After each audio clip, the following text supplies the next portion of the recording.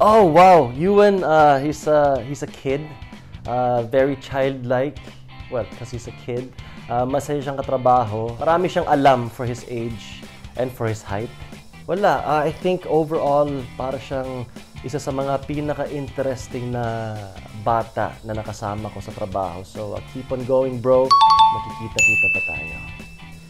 Si Yuen, ako napaka-talented na bata. Guwapings, pero napaka-mature din mag-isip.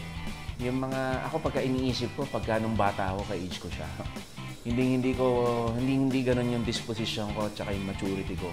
And all I can say about Yuen is, he has a very, very bright future. Well, matured siya. Matured na makulit. Pag sa set, super hyper niya. Yuen, mahilig sa malasadong itlog. Sa spam. Stick off. Na ayaw magbigay, isang peraso lang. Sa Chucky, si Yuen ay mabait na bata. Matured! Sobrang matured ng batang yan eh. And sobrang gwapo. Sobrang gwapo. Cute. He honestly reminds me of myself when I was his age and younger. Naka-bowl cut, pogi, maraming alam, at palaging sinasabing, you're very mature for your age, no? Very, siya sa akin, komportable, masarap katrabaho, para kami magkapatid, para kami magtropa. Well, ako as umpong, very close kasi talaga kami sa yung characters namin. Lahat ng problema niya, andyan ako. At lahat ng problema ko, nandyan siya. Napakakulit, napakabait na bata at daling turuan at itong batang to napakawalang, parang nakikita ko yung bata ako sa kanya. Kasi ito si Yuen, kahit anong pakain mo, napakasimpleng bata at hindi mapaghangad. Pag nakahain sa kanya, kainin niya itlog sa taping, kahit may pagkain na kain sa kanya, itlog kakainin niya, kasi pili kumain ng maling, ganyan. Napakasimpleng bata at mataas ang pangarap ni Yuen sa kanyang pamilya. So, sobrang cute ni Yuen.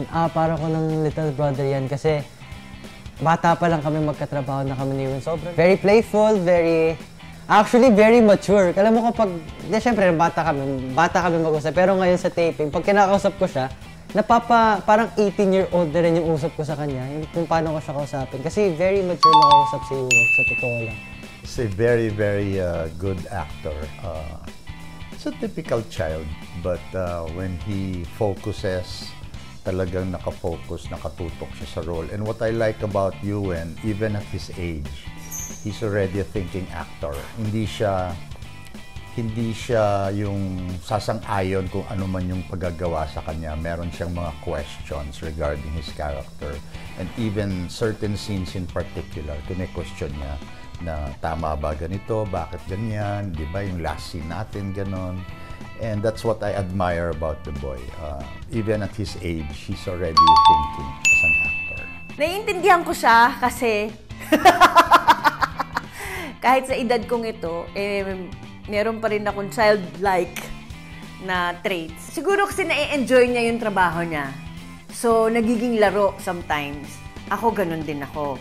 So, ang tingin ko sa kanya ganun, and being a kid na may mga oras yung trabaho, ang hirap siya i-contain. Kasi parang sumasabog yung personality niya, tapos kailangan mo siyang pigilan. Pero magaling na bata si Yuen, ang talented niya. Kasi ito pang isang kinatutuwa ko sa kanya, ang galing niya sa mga accents. Na habang nagre-rehearse kami ng eksena, bigla na lang yan may sasabihin na kung anong siguro galing sa napanood niya, na ibang personality. So, alam ko na meron pa tong ilalabas tong batang to. Kasi kumbaga sa unggoy, magaling manggaya.